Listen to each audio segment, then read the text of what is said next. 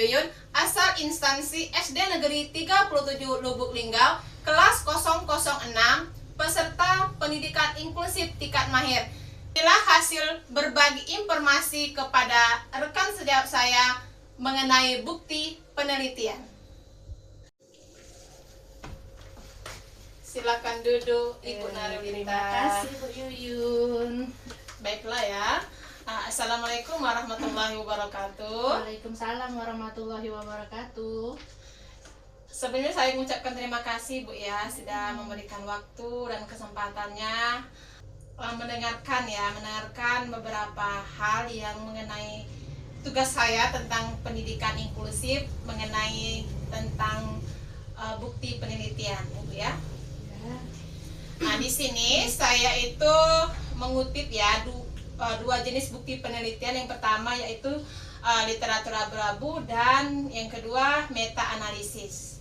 Mungkin di sini saya perlu menjelaskan sedikit ya Bu ya, kita berbagi informasi mungkin Bu ya. Di sini saya mungkin sedikit menjelaskan dua artikel ini kepada Ibu terlebih dahulu ya. Nah, di sini Bu ya, saya itu sudah mengambil artikel yang pertama itu tentang fenomena penyelenggaraan pendidikan inklusif bagi anak berkebutuhan khusus. Ini Bu ya, ini literatur ya, literatur abu-abu.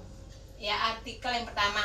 Nah, di sini dijelaskan artikel ini yang mana di sini guru itu kurang pendampingan khusus ya tentang anak-anak yang berkebutuhan khusus. Kemudian ada namanya keterbatasan fasilitas sekolah dan kesiapan guru belum maksimal dalam menghadapi anak yang berkebutuhan khusus atau ABK. Jadi menurut saya artikel ini penting ya, memberikan gambaran tentang kondisi nyata di lapangan sehingga mudah dipahami dan relevan dengan pengalaman guru di sekolah. Kemudian ada lagi artikel yang kedua yaitu tentang meta analisis yang berjudul ini Challenge and Strategies in Implementing Inclusive Education, Meta Analysis of Global Perspective. Nah, di sini sudah saya ringkas ya. Mungkin Ibu Narulita silakan dibaca dulu tentang bukti penelitian ini. Boleh dibaca dulu. Sekali Ibu baca, mungkin saya sedikit menjelaskan ya isi tentang jurnal ini. Yang mana ini termasuk jurnal atau artikel meta-analisis yang mana penulis mengumpulkan dan menganalisis berbagai hasil penelitian tentang pendidikan inklusif dari berbagai negara. Nah, hasil penelitian menunjukkan bahwa tantangan utama pendidikan inklusif itu meliputi kurangnya pemahaman tentang pendidikan inklusif, kemudian keterbatasan fasilitas seperti yang artikel pertama ya, kemudian kurangnya keterampilan guru. Mungkin di sini guru tuh harus mengikuti pelatihan ya tentang menghadapi anak-anak yang berkebutuhan khusus. Kemudian serta ada stigma ya atau label yang terhadap siswa berkebutuhan khusus. Kemudian selain itu juga penelitian ini juga menjelaskan beberapa strategi. Yang pertama, kita tuh perlu seorang guru tuh mengikuti pelatihan ya. Yang kedua, kerjasama antara orang tua dan guru atau dengan wali siswa, guru dengan wali siswa. Kemudian peningkatan fasilitas sekolah yang mendukung kegiatan pembelajaran anak ABK tersebut ya, dan pengembangan metode pembelajaran yang lebih fleksibel. Seperti itu penjelasan dari sini Bu ya. Jadi Bu ya, di sini dampak terhadap praktik mengajar dari kedua artikel ini, yang pertama ini tadi dan yang kedua ini, jadi kita sebagai guru kita perlu memahami namanya karakteristik setiap siswa ya, karakteristik setiap siswa di sini. Kemudian yang kedua, kita harus menggunakan metode pembelajaran yang lebih fleksibel atau menyesuaikan dengan kebutuhan siswa. Kemudian menciptakan suasana kelas yang nyaman dan aman, serta memberikan dukungan belajar yang sesuai.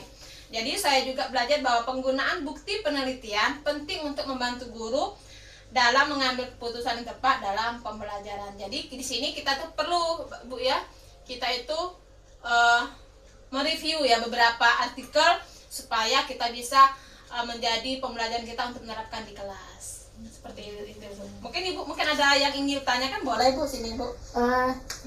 Jadi mengapa sih guru itu perlu memahami pendidikan inklusi? Guru itu perlu sekali ya memahami tentang pendidikan inklusif, karena setiap anak itu di satu kelas itu kan pasti, misalkan kita satu kelas itu memiliki siswa misalkan 12 orang. Dari 12 orang itu memiliki karakteristik yang sangat berbeda. Jadi guru itu harus memahami dulu karakteristik siswa, sehingga kita sebagai guru itu bisa lebih adil ketika kita ingin menerapkan pembelajaran di kelas. Begitu Ibu. Jadi kalau di dalam kelas itu ada tantangan tersendiri ya Bu ya, dalam menghadapi anak-anak yang berkebutuhan khusus itu.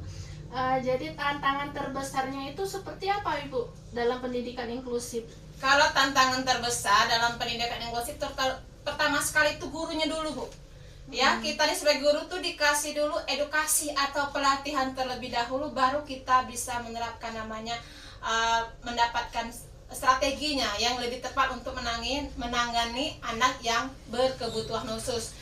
Kemudian juga di sisi lain sekolah juga harus menyediakan fasilitas yang memadai ya, yang menyesuaikan dengan kebutuhan anak yang berkebutuhan khusus. Kemudian juga di sini masyarakat, terutama di sekolah kita ini Bu ya, kurangnya pemahaman masyarakat tentang anak berkebutuhan khusus. Jadi tanggapan masyarakat tuh anak tuh sama, tetapi mereka tidak tahu misalkan anak yang sangat aktif itu bagaimana, itu kategori itu tidak memahami. Jadi masyarakat tuh kurang pemahaman tentang anak berkebutuhan khusus, seperti itu Bu. Jadi kita perlu memberikan pemahaman terlebih dulu kepada orang tua siswa yang memang anaknya memiliki kebutuhan khusus gitu ya Bu ya. Jadi bagaimana cara kita untuk membantu anak-anak yang memiliki kebutuhan khusus itu di kelas Bu? Jadi kita nih sebagai guru yang pertama sekali itu kita harus melakukan atau kita harus menggunakan media pembelajaran yang sangat menarik itu yang pertama. Kemudian kita harus menggunakan instruksi yang menyesuaikan dengan kebutuhan anak.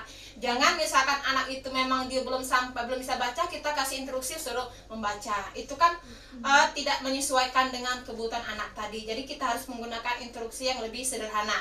Kemudian kita juga harus memberikan tambahan waktu belajar, misalkan belum selesai, kita boleh kasih kelonggar sedikit waktu. Kemudian kita harus menciptakan lingkungan kelas yang menerima perbedaan. Ya, kelas itu kan pasti anaknya sangat berbeda karakternya. Jadi kita harus menyesuaikan gitu Bu. Gitu ya Bu ya. Jadi itu dalam segi kebutuhan untuk anak-anak ya Bu ya.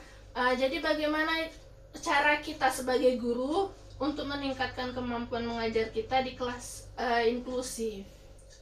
Jadi cara kita Bu ya, cara kita mengajar di kelas inklusif. Yang pertama mungkin di sini kita sebagai guru ini perlu sekali, tadi sudah mungkin saya jelaskan tadi ya, mengikuti pelatihan pendidikan inklusif. Jadi kalau kita misalkan hanya sebagai guru yang tidak mengikuti pendidikan inklusif tadi, kurang memahami tentang pendidikan inklusif.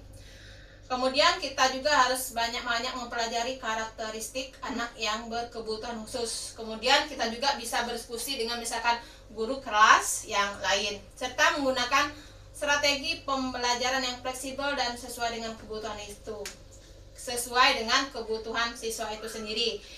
Jadi kerjasama dengan orang tua juga perlu ya di sini ya, untuk membantu perkembangan belajar anak yang berkebutuhan khusus, seperti itu Ibu. Jadi setelah saya baca sedikit tentang artikel dan penjelasan dari Ibu Yuyun tadi, tentang kedua artikel Ibu Yuyun tadi ya, jadi apa sih hal yang paling penting yang bisa kita pelajari tentang pendidikan inklusif itu sendiri? Hal yang paling penting ya dipelajari tentang pendidikan inklusif itu tidak hanya menerima anak yang berkebutuhan khusus di sekolah ya, tetapi juga kita harus memberikan pembelajaran yang adil dan sesuai dengan kebutuhan siswa. Nah, jadi sini guru sangat berperan penting dalam menciptakan lingkungan belajar yang nyaman dan mendukung semua siswa. Begitu, Bu. Oke.